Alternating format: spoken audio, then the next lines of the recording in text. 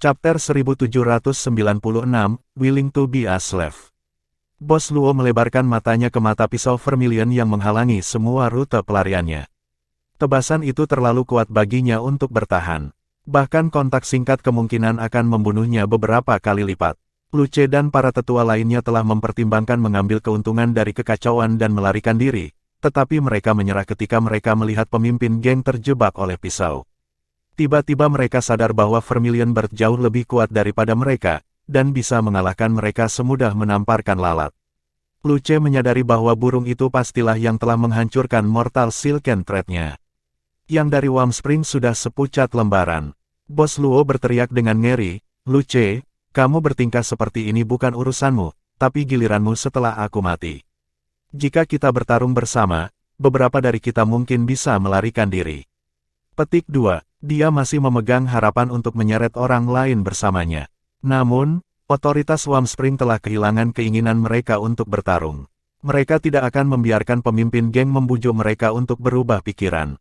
Mereka bukan orang bodoh. Bos Luo sama saja sudah mati. Mereka terbunuh secara sia-sia jika mereka mencoba membantu.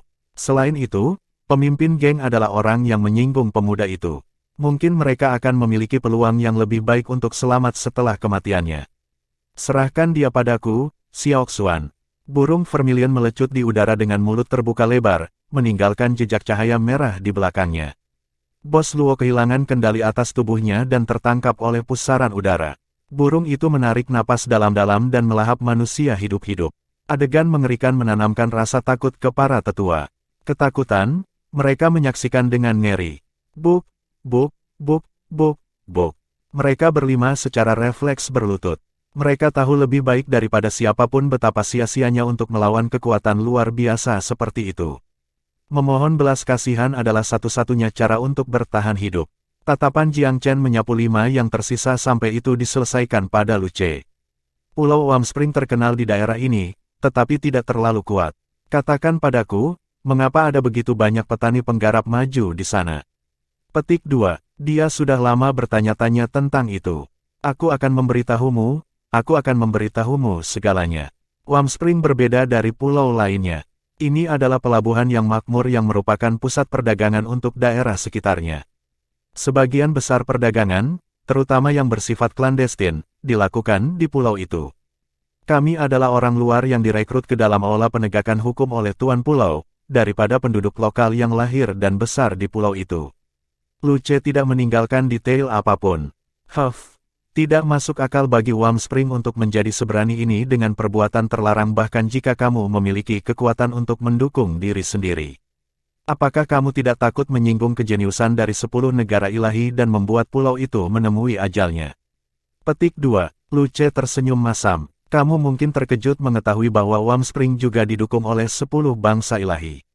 Sebagai bawahan belaka, kami tidak tahu pasti dari negara mana ilahi berasal dari tuan pulau itu.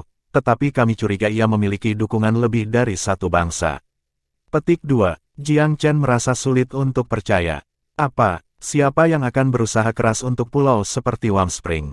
Petik 2. Begitulah menurut pengamatan aku, Luce menumpahkan semua yang dia tahu.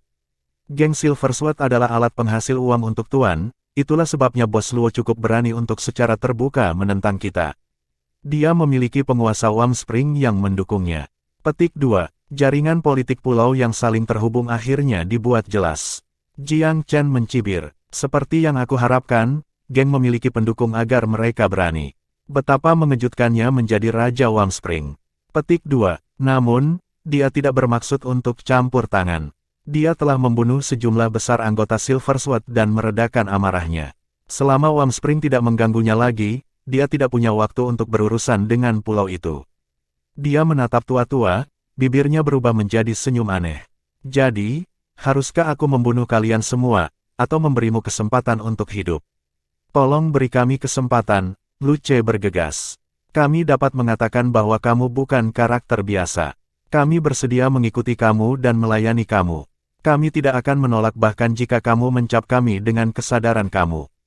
Petik 2. Luce dan teman-temannya semua mulai sebagai pembudidaya berkeliaran. Mereka bergabung dengan Wurmspring hanya untuk mengejar kekayaan dan kekuasaan. Penggarap berkeliaran dari latar belakang yang rendah hati seperti mereka tahu kapan harus membuat kompromi dan memprioritaskan kelangsungan hidup mereka.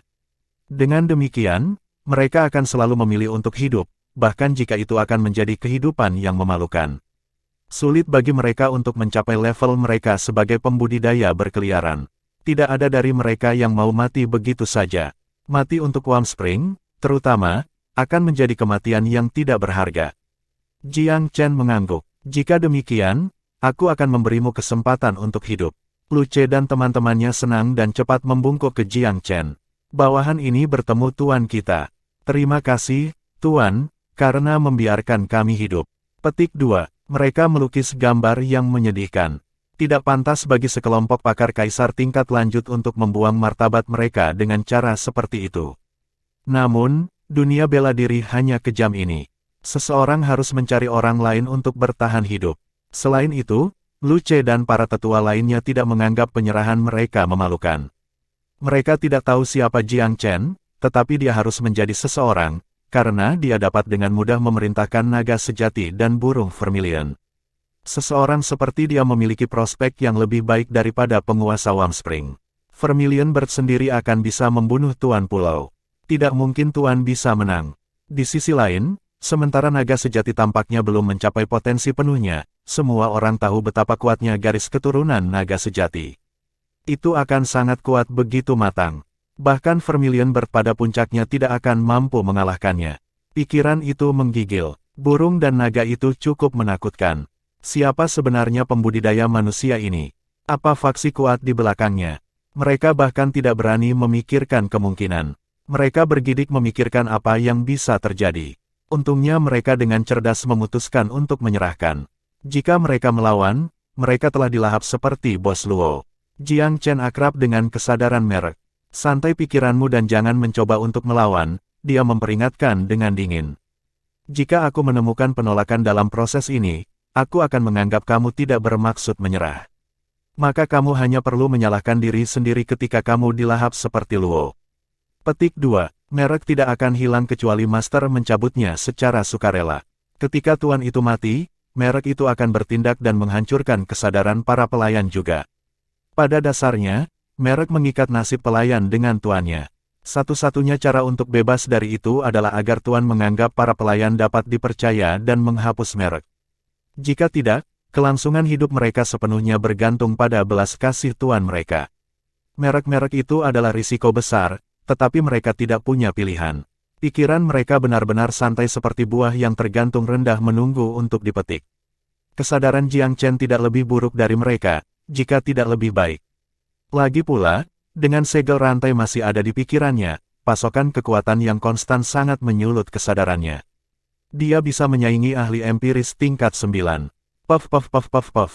Satu demi satu, merek turun pada kesadaran mereka, meninggalkan jejak yang dalam. Mereka berlima dikejutkan oleh kekuatan luar biasa yang terpancar dari tanda, yang mendominasi kesadaran mereka.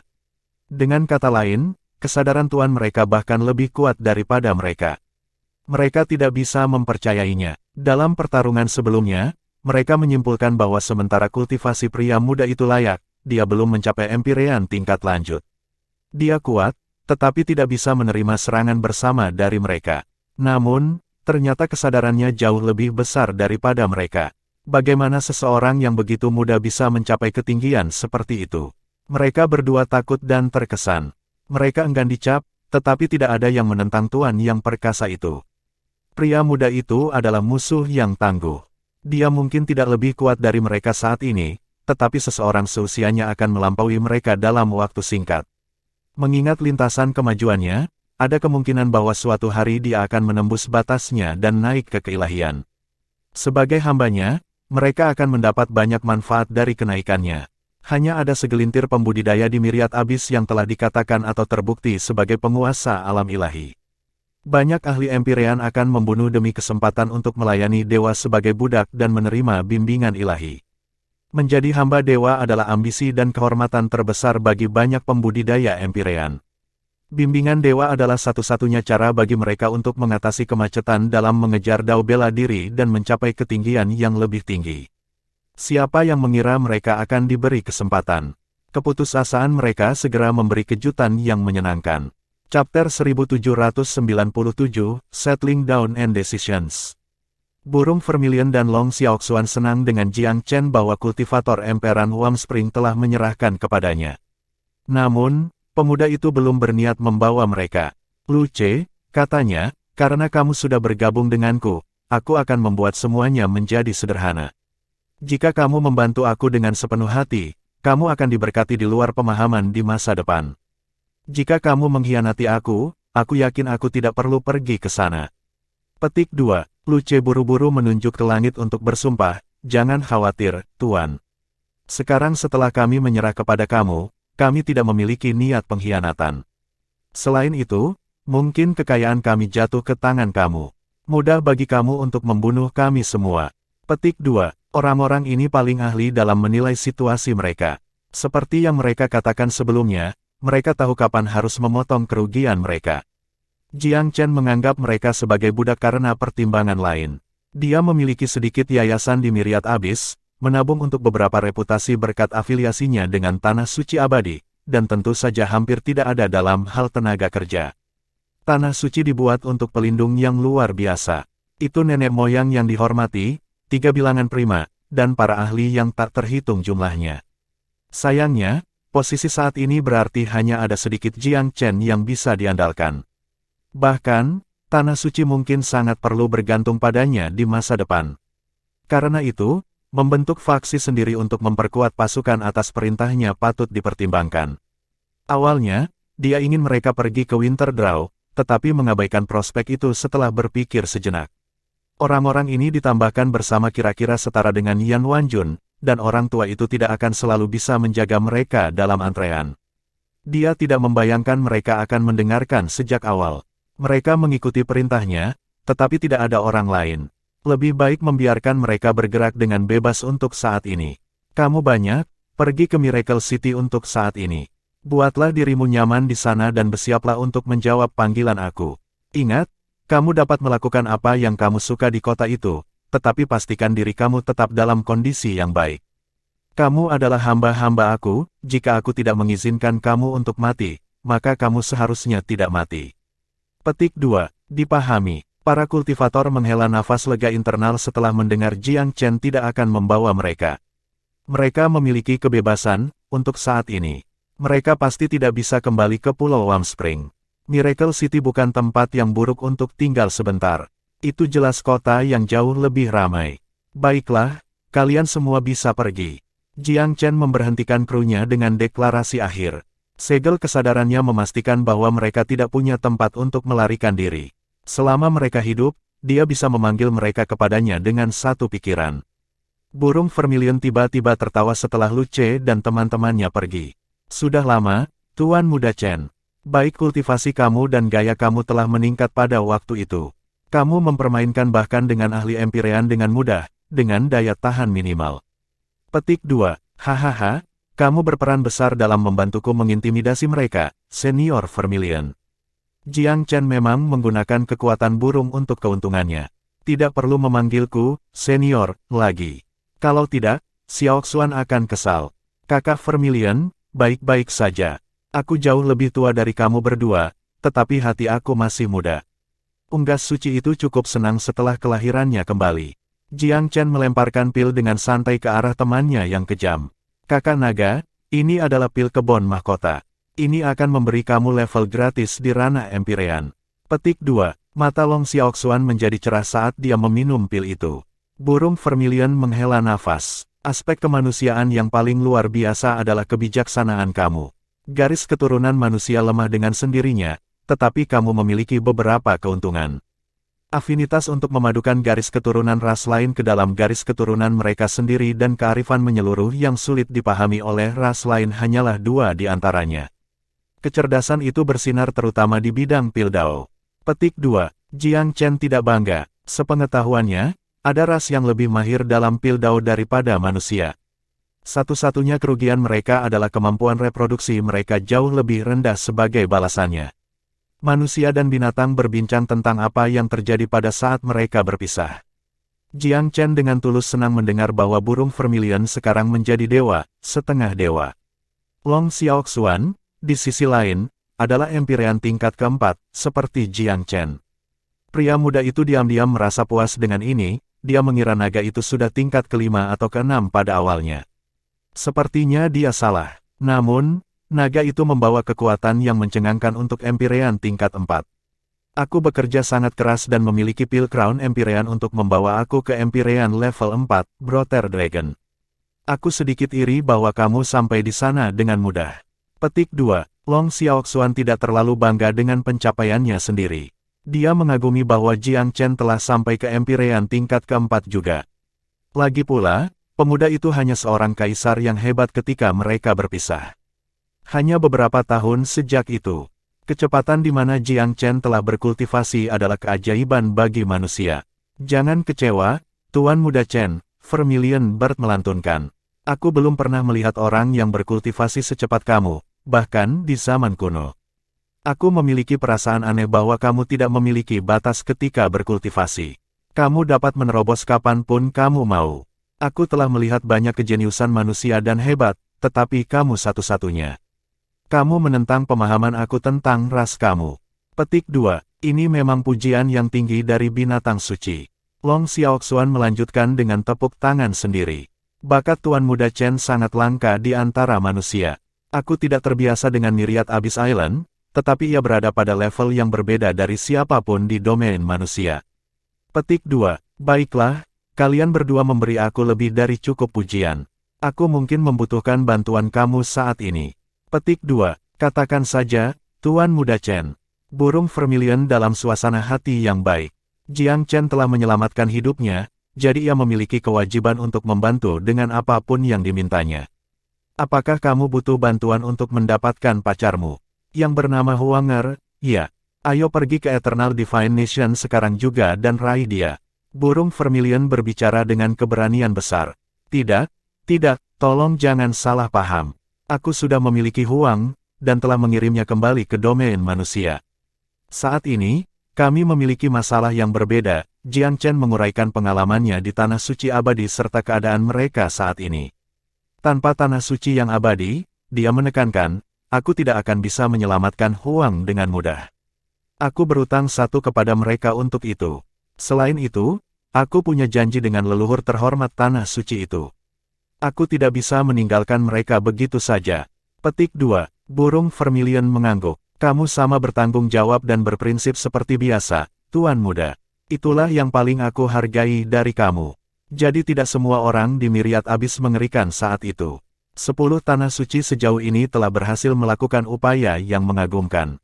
Mereka harus membuat pengorbanan yang tak terhitung jumlahnya untuk mempertahankan gerbang Divine Abyss mulai saat itu hingga sekarang. Ada banyak manusia jahat, tetapi juga beberapa yang eksploitasi tanpa pamrihnya layak diabadikan. Petik 2. Unggas Suci memiliki perasaan kewajiban yang sangat khusus. Hubungannya sejak zaman kuno dengan umat manusia memberinya gelar otoritas.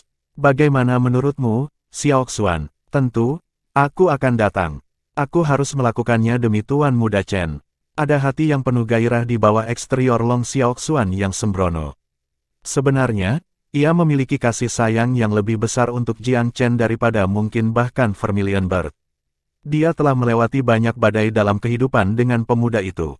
Jiang Chen telah merawatnya dengan sempurna, yang membuatnya sulit untuk menjadi sesuatu selain bersyukur. Baiklah, kita akan pergi bersama. Vermilion Bird sangat gembira. Benar, di mana Little White? Bagaimana kabarnya? Long Xiaoxuan tiba-tiba teringat Astral White Tiger yang selalu menjadi saingannya. Kedua binatang itu ingin melampaui yang lain, yang telah memicu persaingan sengit yang masih berlangsung. Itu tidak berarti mereka memiliki hubungan yang buruk. Justru sebaliknya, mereka saling mengagumi dengan cara tertentu. Dengan demikian, Long Xiaoxuan kehilangan harimau yang tidak dilihatnya dapat dimengerti. Little White telah menemukan peluang kebetulan di suatu tempat baru-baru ini. Jiang Chen tersenyum. Ini mempercepat budidaya harimau dalam jumlah yang luar biasa. Aku merasa bahwa kesempatan itu sangat berharga, kemungkinan lebih bermakna daripada bahkan Hell King Island bagi kamu, Kakak Vermilion. Petik 2. Oh, kamu akan pergi sejauh itu untuk menggambarkannya. Mata burung Vermilion menyala. Jiang Chen memiringkan kepalanya. Kamu akan tahu kapan kamu sampai di sana. Harimau itu menemukan urat biji yang memiliki kedekatan yang kuat dengan sifatnya. Dia mengambil ke tempat seperti ikan ke air. Aku bertaruh bahwa dalam beberapa tahun, dia akan menjadi binatang yang sama sekali berbeda. Petik 2. Burung vermilion tertawa terbahak-bahak. Sepertinya kamu harus mulai bekerja keras sendiri, Xiaoxuan. Kekayaan Little White jauh lebih baik dari apapun yang kita miliki di sini. Petik 2. Long Xiaoxuan mengangguk, ekspresinya menjadi muram.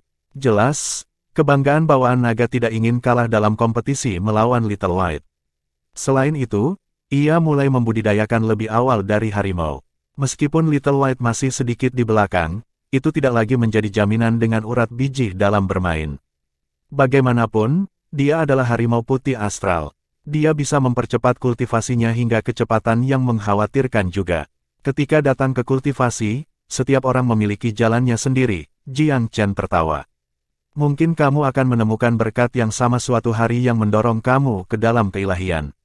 Dalam dunia bela diri Dao, peluang adalah hal yang paling sulit untuk dijabarkan. Ada kejutan di mana-mana. Sesuatu yang mungkin nampaknya tidak penting pada awalnya mungkin mengarah pada Motherlode pada akhirnya. Lihat aku sekarang, burung vermilion menghibur. Aku tinggal di benua ilahi abis di zaman kuno, tapi aku masih hanya setengah dewa. Mengapa? Karena belum saatnya nasib aku berubah. Hidup aku tanpa kesempatan untuk kelahiran kembali. Untungnya, aku mengenal Tuan Muda Chen. Tanpa dia, mungkin puing-puing sekte Primosang akan menjadi kuburan aku juga. Petik 2, Chapter 1798, Returning to Eternal Divine Nation. Burung vermilion dan kerekanan Long Xiaoxuan sangat meningkatkan mentalitas Jiang Chen. Dia menemukan perasaan persahabatan yang sama dengan yang dia miliki di hari-harinya dalam pelarian bertahun-tahun yang lalu. Kakak vermilion, kakak naga, mari manfaatkan sebagian besar waktu kita di sini dan benar-benar habis-habisan. Kultivasi kakak tua sedang mengalami hambatan sekarang, dan membutuhkan kesempatan baru untuk menerobos ke alam ilahi. Pulau Helking tidak cukup lagi. Aku pikir kamu perlu berjuang dan menyerap energi roh sebanyak mungkin. Hanya dengan begitu kamu akan memahami keilahian dan menjadi ilahi bagi diri kamu sendiri. Jiang Chen bersemangat tinggi. Kamu benar, pertempuran akan memelihara aku dan memberi aku kekuatan yang aku butuhkan untuk menerobos. Banyak jenius melakukan ini di zaman kuno di jalur peningkatan diri berkelanjutan mereka. Burung vermilion menghela nafas. Dalam hal kemurnian garis keturunan, mungkin milikku tidak sebagus darah naga sejati Xiaoxuan. Naga baik kita di sini mungkin bisa mencapai keilahian melalui budidaya alami, tetapi aku perlu mengalami semua jenis cobaan dan kesulitan. Aku telah mengalami cobaan yang tak terhitung jumlahnya sejak zaman kuno untuk kesempatan yang satu ini. Aku kira kekayaan terbesar aku adalah bertemu dengan kamu dalam hidup aku, Tuan Muda Chen. Petik 2, pria muda itu agak malu. Bagaimana aku bisa menerima pujian seperti itu, kakak vermilion? Hahaha, tidak perlu kerendahan hati semacam itu. Sejak hari pertama aku bertemu dengan kamu, aku tahu kamu ditakdirkan untuk hal-hal besar. Aku pikir waktu kita berpetualang dengan kamu akan sangat menyenangkan. Tidakkah begitu, Xiaoxuan? Petik 2, naga itu mengangguk, tetapi jelas masih tenggelam dalam pikirannya. Informasi terbaru tentang harimau putih astral telah memberikan sedikit tekanan pada Long Xiaoxuan. Dia berusaha mencari cara untuk mempertahankan keunggulannya saat ini. Setelah meninggalkan petak samudera itu, Long Xiaoxuan dan burung vermilion berubah menjadi bentuk manusia. Naga itu terlihat seperti pemuda biasa, sementara vermilion bird berbentuk pemuda kekar berjubah merah. Rambutnya agak tidak ortodoks, botak di kedua sisi dengan mohawk pipi seperti ular merah di tengah. Ini, ditambah dengan jubah crimsonnya yang sangat unik, membuatnya cukup menonjol. Burung vermilion menyentuh kepalanya yang hampir mulus, terkekeh. Aku baru saja menyelesaikan ritual kelahiran kembali, jadi aku merasa cukup muda lagi. Kamu tidak keberatan dengan ini, bukan? Petik 2, Jiang Chen juga tertawa. Kebalikan dari apa yang aku bayangkan. Wujud manusiawamu menggemaskan dengan caranya sendiri, kakak, haha. Petik 2. Pria burung itu menggaruk kepalanya lagi, sedikit malu. Dia agak senang dengan tampilan ini, meskipun dia tidak menganggapnya sepenuhnya sesuai untuk usianya. Jangan panggil aku Vermilion Bird mulai sekarang. Nama aku Zuke, jangan salah sekarang. Petik 2. Kedua nama itu hampir homofon dalam bahasa Cina. Mengambil bentuk manusia memungkinkan Vermilion Bird dan Long Xiaoxuan menyembunyikan identitas mereka. Orang luar tidak akan dapat merasakan satu hal pun. Setelah mereka kembali ke kota keajaiban, Jiang Chen diam-diam mengawasi Lu Ce dan yang lainnya. Mereka tetap cukup dapat dipercaya dengan tetap tinggal dan tidak melarikan diri. Jika mereka mencoba melarikan diri, dia tidak keberatan membunuh mereka dengan kesadarannya. Karena mereka cukup jujur, dia tidak melihat alasan untuk mengganggu mereka. Pria muda dan dua makhluk rohnya menginap di kota Miracle. Jiang Chen mencoba mengumpulkan beberapa informasi reguler ketika dia ada di sini, tetapi tidak ada yang terkait dengan pemberontakan di Eternal Divine Nation. Dia masih menemukan ini agak luar biasa. Bukankah pemberontakan seharusnya terjadi segera setelah dia meninggalkan Tanah Suci? Penganut Cloudwave Sect yang dia bunuh telah memberinya informasi itu. Sudah lebih dari 2 bulan sejak itu. Bukankah pemberontakan sudah dimulai? Mengapa tidak ada gosip tentang itu? Pria muda itu tidak bisa memahaminya, tapi itu bukan alasan untuk membiarkan penjaganya luntur. Menurut pendapatnya, pasti ada informasi tersembunyi yang tidak dia ketahui. Dia mendorong Starfate, meskipun tidak secepat dia datang. Sedikit waktu sekarang tidak akan membuat banyak perbedaan, karena konflik akan dimulai sejak lama jika itu akan terjadi. Kematian para pembudidaya dari Cloudwave Sekte berarti bahwa aliansi pemberontak akan curiga ada sesuatu yang terjadi. Mereka juga akan memperhatikan tidak adanya Jiang Chen, Yan Qingsang, dan Huang dari jajaran Tanah Suci Abadi setelah pertarungan dimulai. Sedikit dugaan sudah cukup untuk sampai pada kesimpulan bahwa Jiang Chen adalah orang yang telah membunuh para tetua dari Cloudwave Sekte. Jika itu masalahnya, dia mungkin sudah menjadi target tanpa menyadarinya. Jiang Chen harus mewaspadai kemungkinan seperti itu. Setelah mencapai daerah yang hanya beberapa ribu mil dari Eternal Divine Nation, Jiang Chen memutuskan untuk tidak menggunakan perjalanan dengan perahu motor. Dia menarik terlalu banyak perhatian jika dia mengarahkan airboatnya. Itu tidak kondusif untuk sukses dalam situasi saat ini. Pria muda dan dua makhluk suci melewati diri mereka sebagai pembudidaya berkeliaran biasa ketika mereka memasuki perbatasan negara. Suasana di dalamnya jelas berbeda secara drastis. Di permukaan, tidak ada yang tampak serba salah. Tetapi pengamatan lebih dekat mengungkapkan bahwa hal-hal di sini berada di ambang perubahan besar.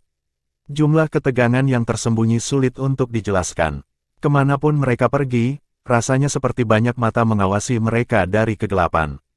Bahkan, semua pembudidaya berkeliaran diawasi dengan ketat. Apakah bangsa Divine Eternal ini, Tuan Muda Chen? Sepertinya ada sesuatu yang terjadi di sini. Masa lalu Vermilion Bird yang bertingkat memberikan intuisi yang luar biasa. Jiang Chen juga merasakan keanehan. Ya, dia mengangguk, pasti ada sesuatu yang terjadi. Pasti ada sesuatu yang terjadi di sini. Apakah pemberontakan sudah terjadi? Petik 2. Kurasa begitu, burung Vermilion mengangguk. Ini lebih menarik dengan cara ini, Long Xiaoxuan menyatakan.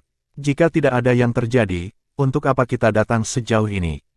Ketika mereka mendekati ibu kota, Jiang Chen bisa merasakan keamanan tambahan ditambahkan di kota. Seragam penjaga kekaisaran berpatroli di mana-mana di jalanan, dengan cermat memeriksa semua pembudidaya yang melintasi jalan mereka. Tidak heran tidak ada berita yang keluar. Perbatasannya sangat ketat sehingga mereka tidak mungkin melakukannya. Jiang Chen menghela nafas secara internal ketika dia melihat peningkatan pengawasan yang drastis. Itu tidak akan mudah untuk membuat jalan mereka ke ibu kota tidak terdeteksi. Saat ini, mereka 3.000 mil dari ibu kota. Itu adalah tempat yang biasanya ramai yang menampilkan lebih banyak aktivitas dalam beberapa bulan terakhir. Jumlah lalu lintas yang lewat di sini tidak masuk akal. Jelas, banyak pembudidaya yang ingin pergi ke ibu kota terjebak di kota ini juga. Itu disebut Grand Eagle City, dan dipenuhi dengan 2 atau 3 kali populasi ponsel yang biasa. Kemampuan keramahan kota sedang diuji sampai batasnya. Jiang Chen dan 2 temannya tinggal di kota Grand Eagle juga.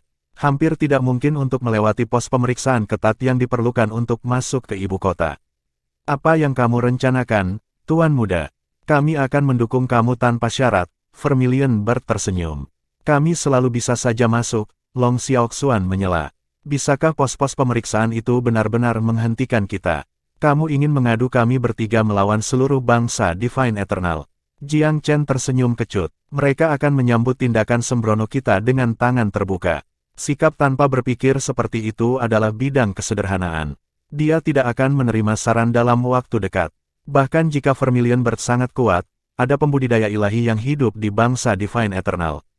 Ini bukan tempat di mana kekuatan mentah saja sudah cukup. Bangsa tanpa dewa akan menjadi masalah yang sama sekali berbeda, tapi sayangnya tidak demikian di sini. Makhluk roh suci mengangkat bahu. Rasanya tidak ada kecenderungan khusus untuk menggunakan kekerasan juga. Sebagai seorang veteran perang penyegel iblis kuno, itu jauh lebih berpengalaman. Ia tahu kecenderungan manusia untuk tipu daya. Ada cukup jebakan yang harus dihindari bahkan tanpa mengambil rute paling langsung. Untuk memaksa masuk adalah melemparkan hati ke angin. Jika Vermilion Bird telah naik ke dewa, itu akan memiliki keberanian untuk melakukan serangan frontal. Bahkan jika serangan itu gagal, mereka dijamin bisa melepaskan diri kapan saja. Ketika mereka berbicara, sekelompok orang dengan cepat berjalan di jalan. Pikiran Jiang Chen memperhatikan mereka ketika dia melihat pakaian mereka.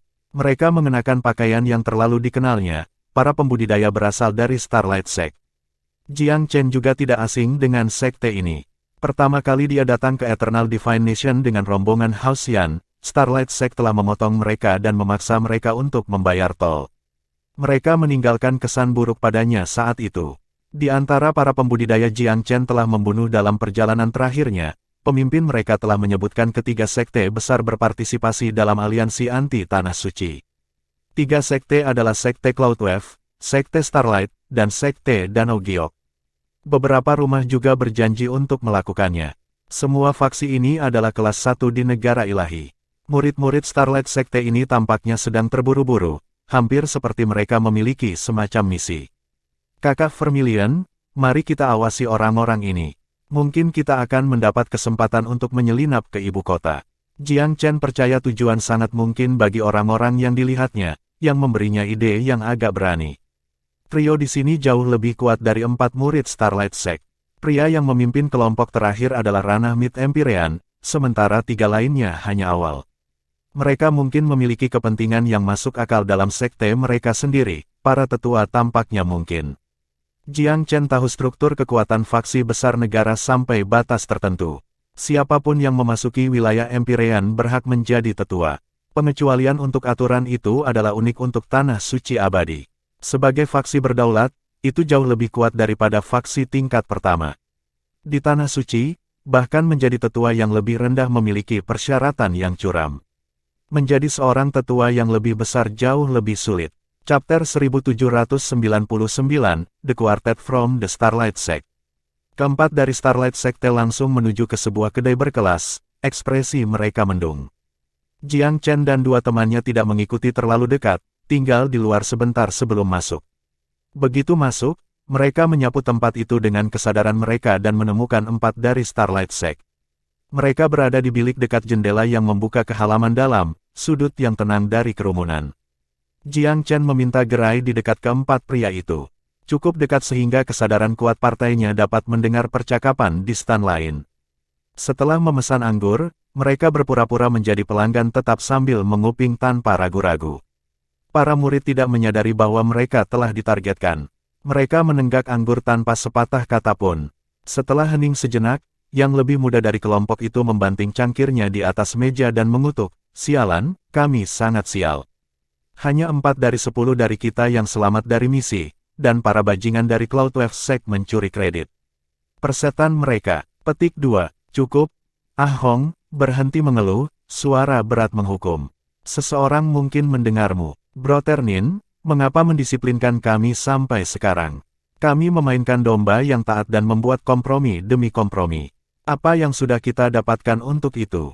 Kredit yang harus kita terima selalu dicuri dari kita. The Starlight Sect telah menjadi alat mereka tanpa menerima manfaat apapun. Mengapa kita terlibat sejak awal? Kita bisa menghindari semua ini.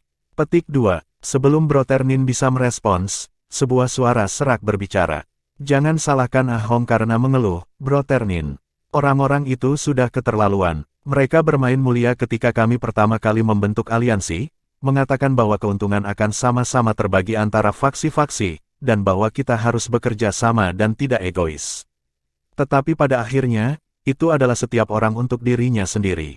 Sekte Starlight kami telah dimainkan untuk orang bodoh. Petik 2. Saudara Nin menghela nafas. Baiklah, aku mengerti perasaanmu, kakak, tapi kita tidak bisa mundur sekarang. Tidak ada gunanya mengeluh. Jika keluarga kekaisaran dan House Xiahou mendengar, mereka akan salah paham dan berpikir bahwa kita memberontak. Maka kita tidak akan dapat membuktikan bahwa kita tidak bersalah, apapun yang terjadi.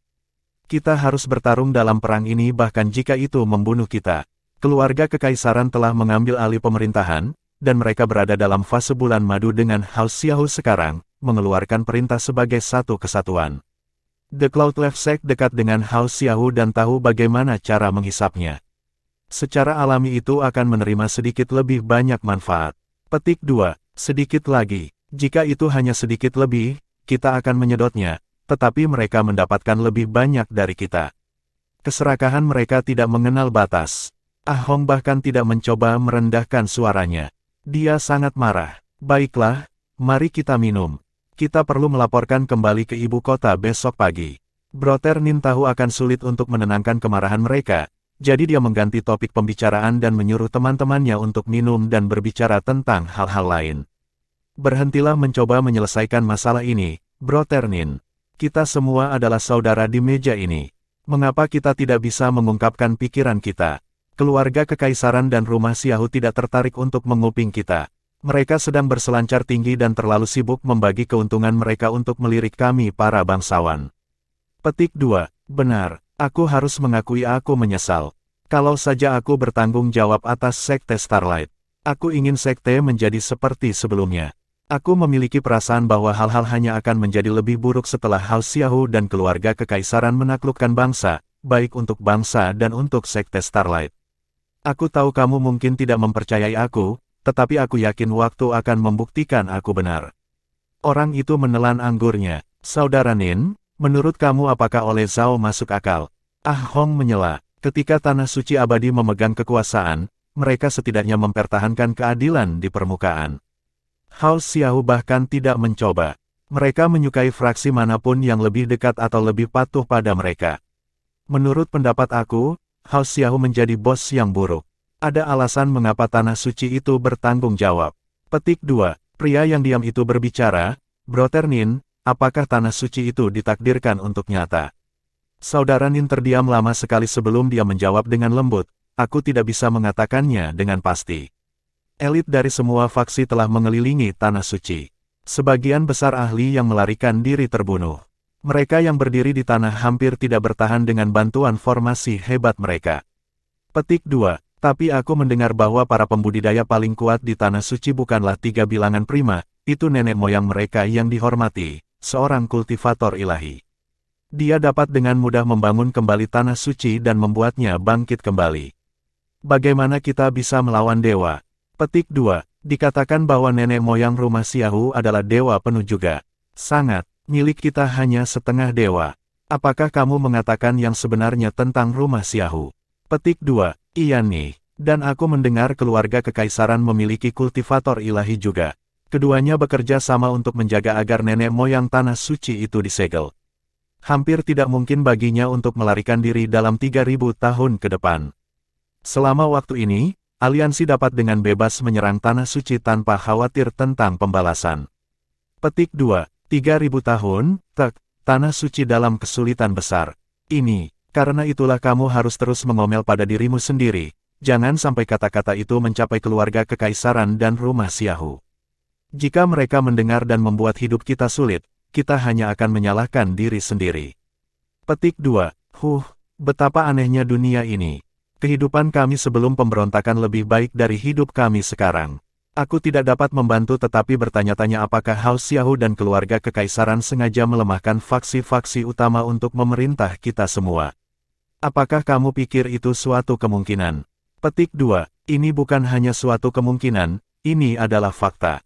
Kami telah menderita banyak korban ketika kami bertarung melawan Tanah Suci secara langsung. Kita pada akhirnya akan lumpuh. Kami telah melakukan semua pekerjaan kotor, tetapi merekalah yang akan menuai manfaat tanpa banyak goresan pada mereka. Petik 2. Setelah beberapa gelas minuman, keempat lelaki itu berhenti menutupi ketidakpuasan mereka. Bahkan saudara Nin tidak menghentikan teman-temannya dari berbicara.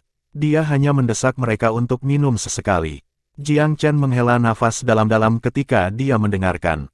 Pemberontakan telah terjadi, tetapi berita itu bahkan belum keluar. Sebenarnya, mengapa perampas itu tidak membiarkan berita menyebar? Keempat pria itu segera membicarakan hal itu. Broternin, bukankah aneh bahwa keluarga kekaisaran dan House Xiao masih menekan berita setelah sekian lama? Tanya Ah Hong. Dunia luar tidak tahu apa yang sedang terjadi. Kenapa mereka masih berusaha menyembunyikannya? Petik 2. Kamu melewatkan sesuatu, Broternin tersenyum sedikit. Pertama, Tanah Suci memiliki banyak pendukung di dalam negara. Jika berita tersebar, faksi-faksi itu akan datang ke ibu kota untuk membantu Tanah Suci. Mereka mungkin tidak cukup kuat untuk menolak aliansi, tetapi mereka akan menghalangi upaya kami secara signifikan. Jika kekuatan kita tersebar tipis, kendali kita atas Tanah Suci akan goyah. Aliansi tersebut telah menderita kekurangan tenaga kerja. Kami tidak mampu menarik perhatian para pendukung Tanah Suci. Itu hanya salah satu alasannya. Yang paling penting, keluarga kekaisaran ingin menyimpan rahasia pemberontakan sementara menunggu negara-negara ilahi lainnya untuk memberontak juga. Ini adalah pemberontakan bersama terhadap semua Tanah Suci yang diprakarsai oleh berbagai faksi dalam 10 negara ilahi. Eternal Secret Land bukan satu-satunya yang diserang. Yang lain dalam bahaya digulingkan juga. Setelah itu, mungkin saja seluruh pesanan Pulau Myriad Abyss akan terganggu. Kita semua harus siap. Petik 2. Begitulah, kata Hong dengan nada yang bertentangan. Apakah pemerintahan 10 negeri suci atas Myriad Abyss tidak akan menjadi tanda dalam sejarah mulai sekarang? Ya, kita adalah memasuki era baru, tetapi tidak ada yang tahu berapa banyak negara ilahi akan dapat menumbangkan Tanah Suci mereka. Petik 2. Hong meringis. Kami bagian dari pemberontakan, tapi mengapa aku tidak ingin itu berhasil? Baiklah, Hong, cukup untuk itu, Broternin memperingatkan dengan nada kasar. Simpan pikiranmu untuk dirimu sendiri, atau kamu akan mendapat masalah. Aku mengerti, Broternin, Hong menjawab dengan lemah. Ayo, mari kita minum.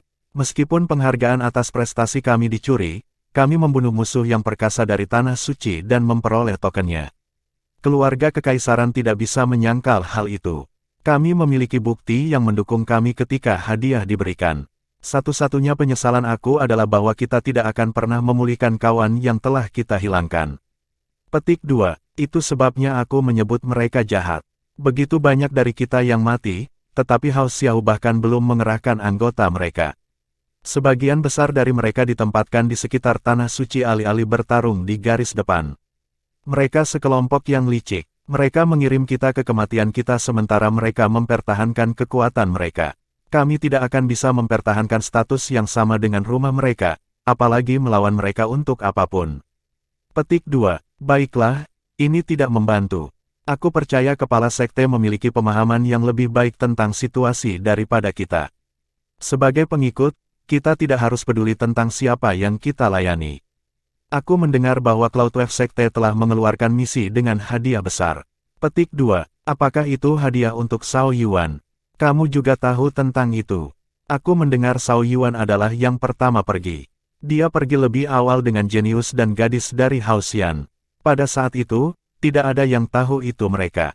Cloudwave Sekte mengirim tim untuk melacak mereka, tetapi tim tidak pernah melaporkan kembali.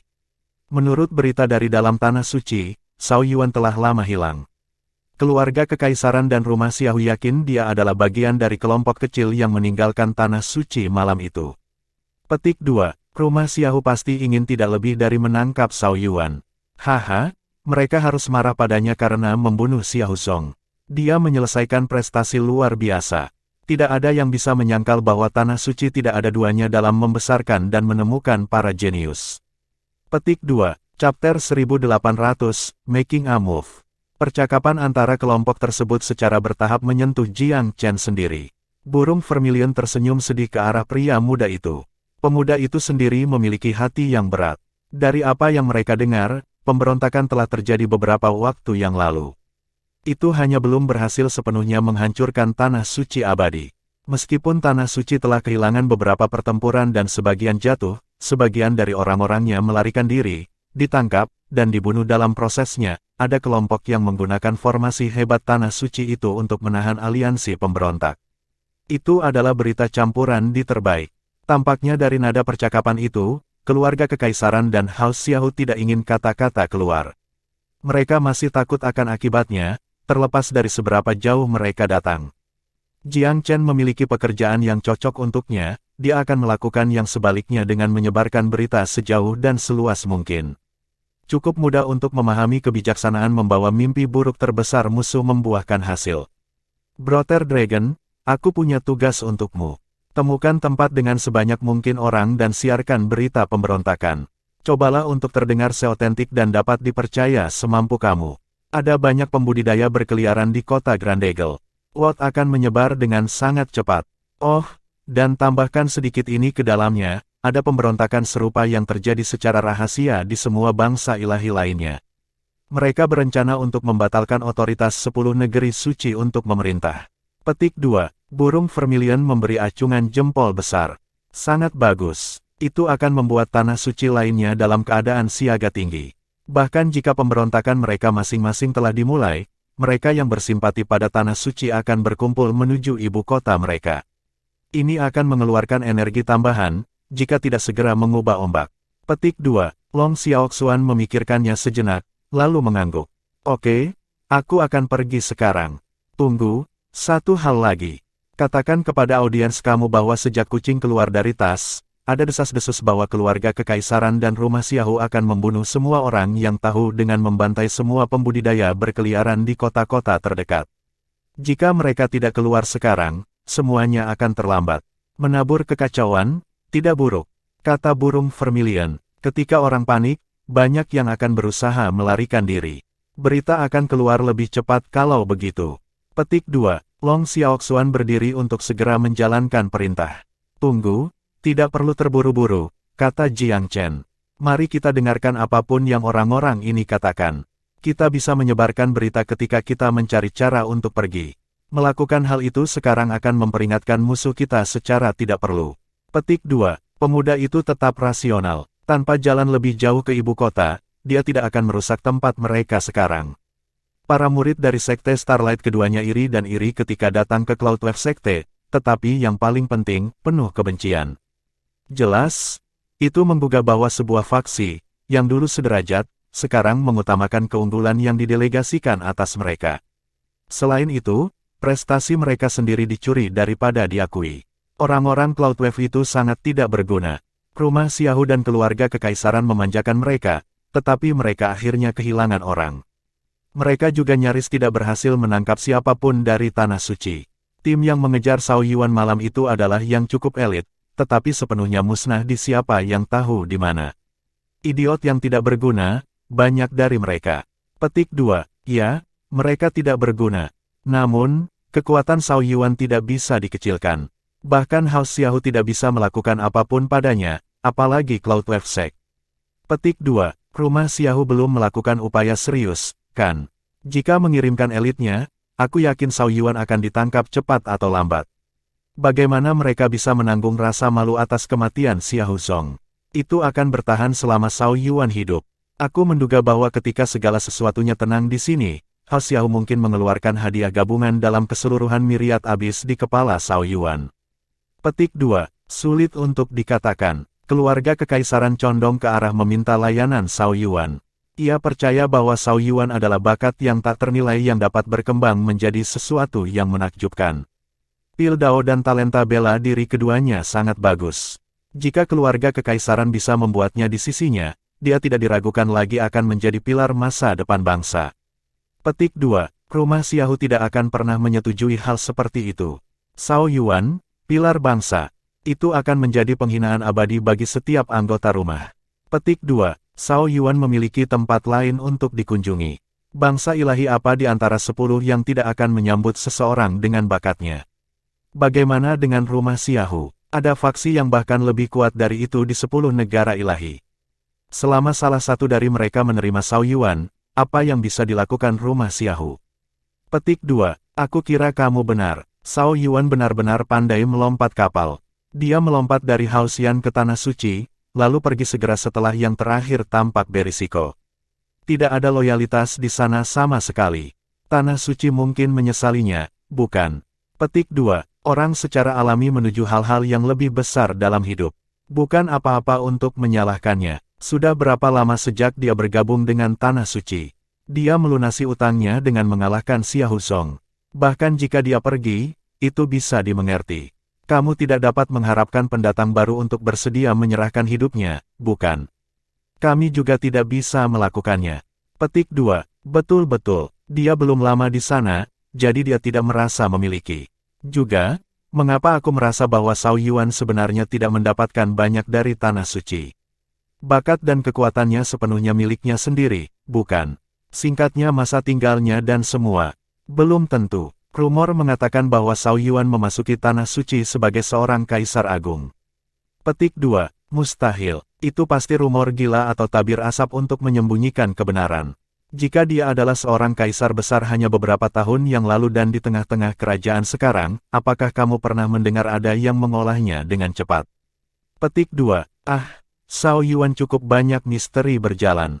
Legendaris, pasti. Aku percaya bahwa pembantaian Xia Huzong akan mengejutkan seluruh Myriad Abyss suatu hari nanti. Mungkin tidak bijaksana bagi House Xiahou untuk membuat musuh seperti itu. Petik 2. Ada desas-desus lain yang beredar bahwa Tanah Suci mengangkat Zhao Yuan untuk menjadi lawan Xia Huzong.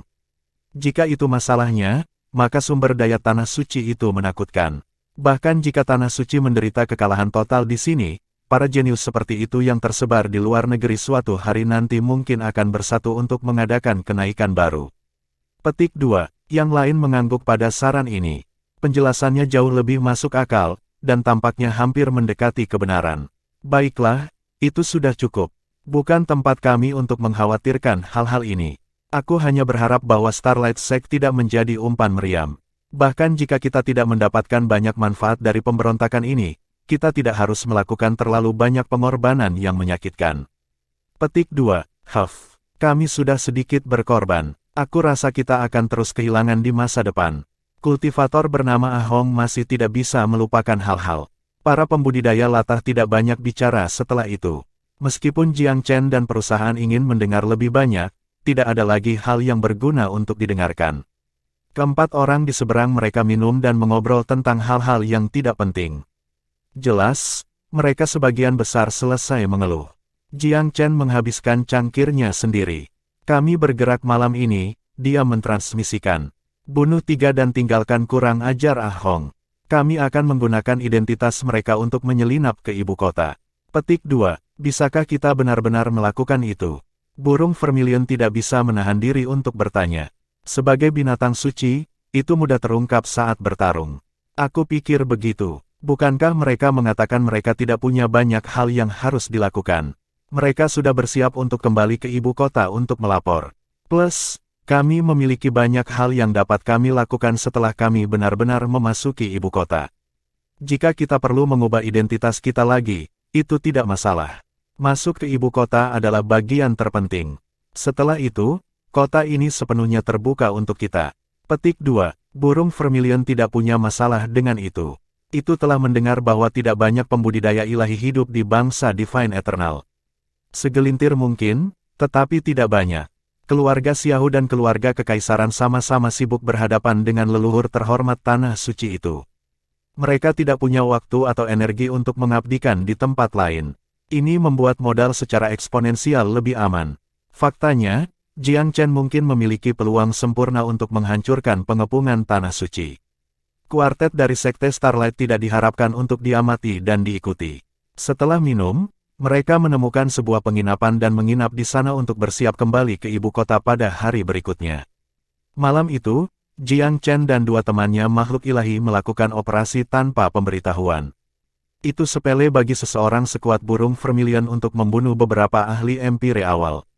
Tidak ada yang diberitahu oleh kematian diam mereka, dan pembunuhan itu bersih dan tidak bisa dilacak.